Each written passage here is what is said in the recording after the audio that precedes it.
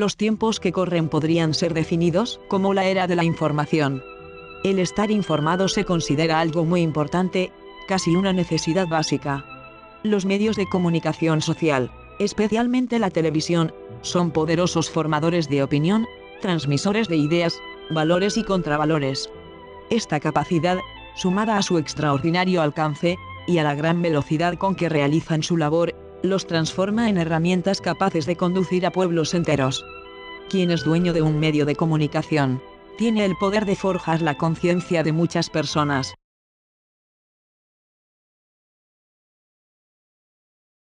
Los medios de comunicación social, cuya función debería ser la de informar y transmitir la verdad, pueden convertirse en manipuladores de la opinión pública cuando quienes los conducen, comunican deliberadamente tergiversando los hechos, en favor de los intereses del sistema establecido.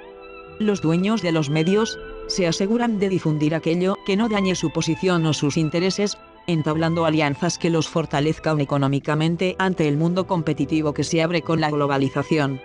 Este proceso asegura que la distribución de la riqueza permanecerá en los mismos canales, viendo aproximadamente a la misma gente, reduciendo la posibilidad del nacimiento de otros medios que puedan competir. Es por eso que, cuando hablamos de monopolios de medios de comunicación masivos, hablamos del monopolio de las herramientas que crean, manipulan y difunden la información a la mayor parte del mundo, afectando los conocimientos, la reflexión y las decisiones de los individuos sometidos a estos. Es sin duda un caso muy diferente a cualquier otro tipo de monopolio que trate de productos tangibles. Es mucho más grave y mucho menos controlado. Ver televisión no requiere un esfuerzo mental especial. A diferencia de la lectura, por ejemplo, no implica esfuerzo por aprender, ni habilidad para adquirir, no exige inteligencia. Las personas se sientan frente al televisor, no como lectores se ponen frente a un libro, lo que requeriría un esfuerzo, sino como espectadores, con una actitud totalmente pasiva. Las imágenes se ofrecen sin que el telespectador haga ningún esfuerzo, no requieren capacidad reflexiva o analítica alguna. Frente al televisor estamos por debajo del estado de alerta normal en una persona. Por otro lado, tener la vista fija produce un estado cercano al trance, como de ensoñación. Esto ha sido demostrado haciendo mediciones de la actividad eléctrica cerebral. La acción de los estímulos recibidos desde la pantalla, y las sensaciones por ellos generadas en las áreas más profundas del cerebro, pueden producir estados de euforia o de temor, de alegría o de tristeza, placenteros o depresivos, sin que las personas que los viven sepan por qué se producen. La imagen televisiva entra en la mente de manera subliminal, es decir, sin ser percibida conscientemente. La televisión influye poderosamente sobre los espectadores, configurando su personalidad. Predispone, condiciona, y genera actitudes, conductas, formas de pensar, gustos, costumbres y modas.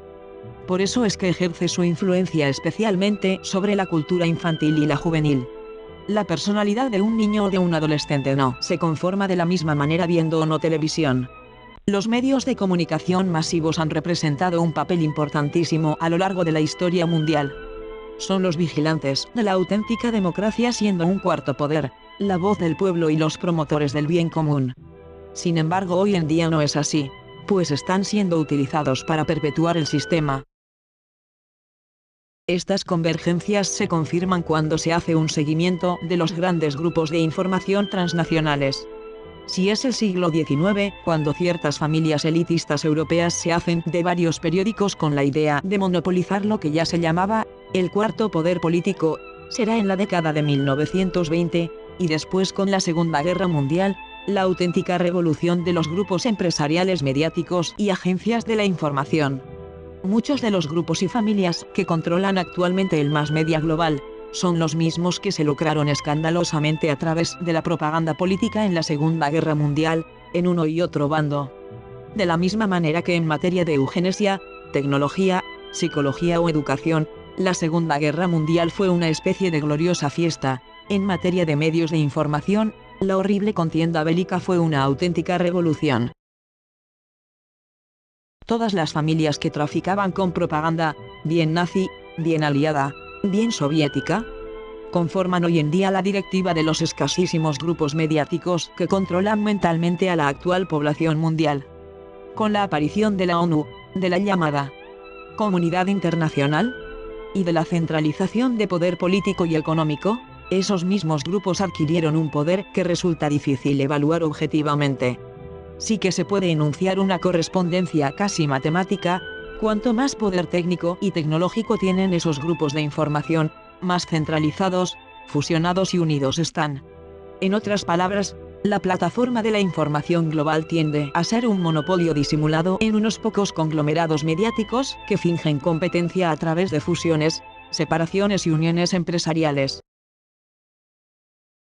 Esta hipócrita libertad de mercado se disimula aún peor cuando se ve a diferentes directivos del mass media compartiendo mesa en reuniones de Bilderberg o el Club de Roma.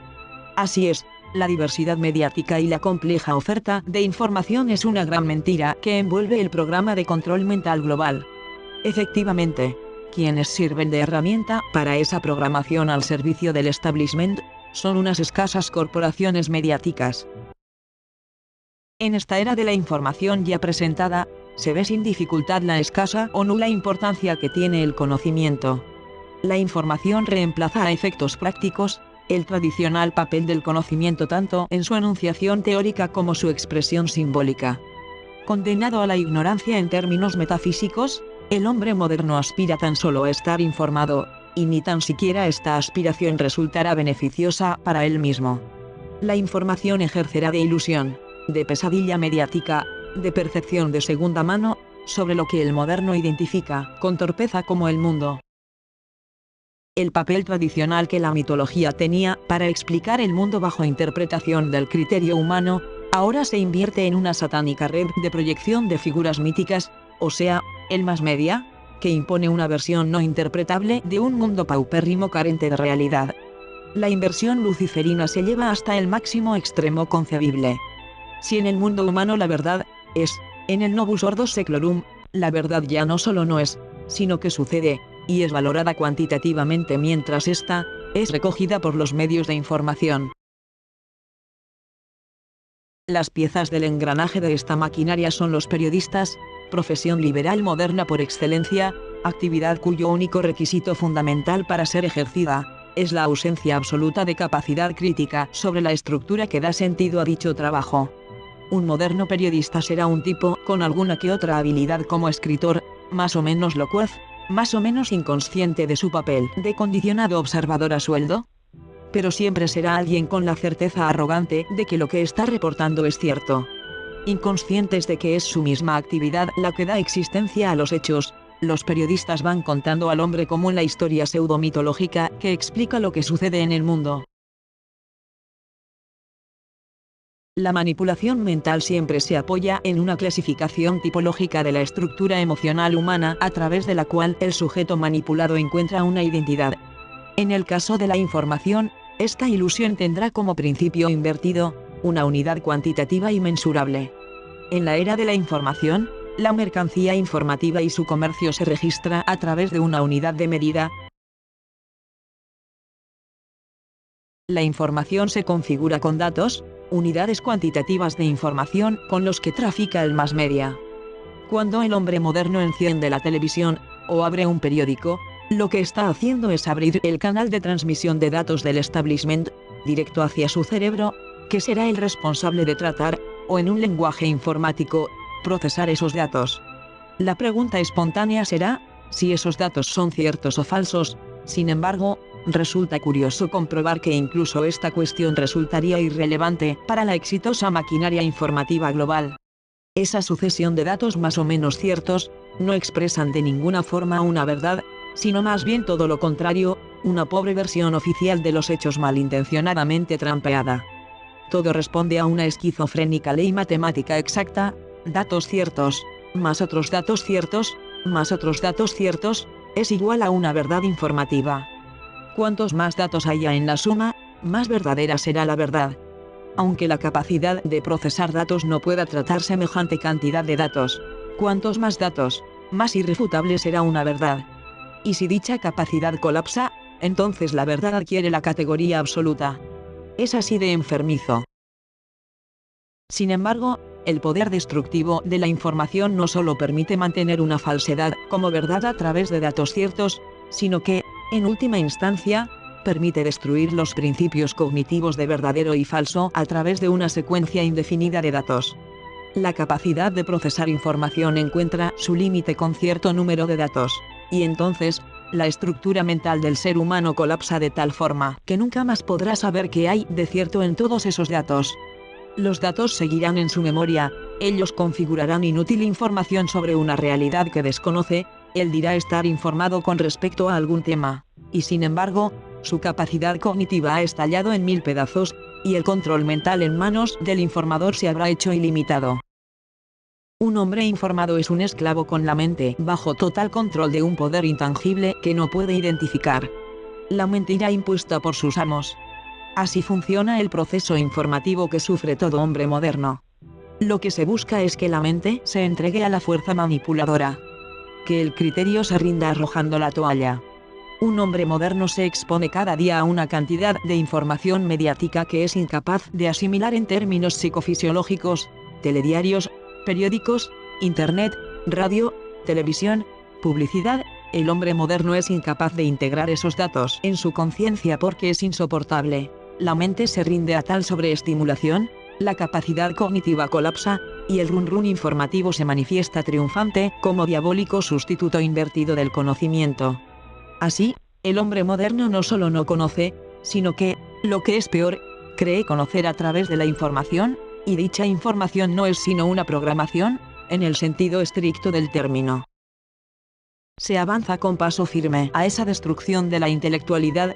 El hombre moderno continuará siendo informado, cada vez tendrá más acceso a la información, sabrá muchos datos de un mundo vaciado de realidad ontológica.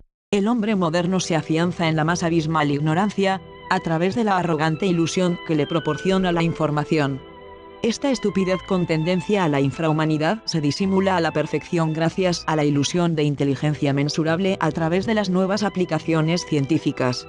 Es decir, el hombre moderno puede tener un coeficiente de 210, puede clonar ovejas, volar a velocidad sónica, o trasplantar corazones. Y sin embargo, cada día es más estúpido. Es difícil cuando desde el polo substancial y cuantitativo, todo parece seguir un progreso admirable. Es difícil de asumir esto cuando se está profundamente adoctrinado en una evolución de la inteligencia a la ignorancia. Es difícil asumir esto cuando se confunde el ocaso de la cualidad humana con el glorioso punto álgido de una civilización. Esto resulta comprensible cuando se interpreta el proceso de deshumanización en el que estamos involucrados. La fuerza infrahumana está interesada en hacer del hombre lo que efectivamente está haciendo. De esta forma, el moderno se siente orgulloso de su residual inteligencia capaz de desarrollar tecnología o aplicaciones informáticas. El novus ordo seclorum sonríe y se frota las manos ante este orgullo. Se está saliendo con la suya, él está ganando la partida, está cerca de culminar su proyecto.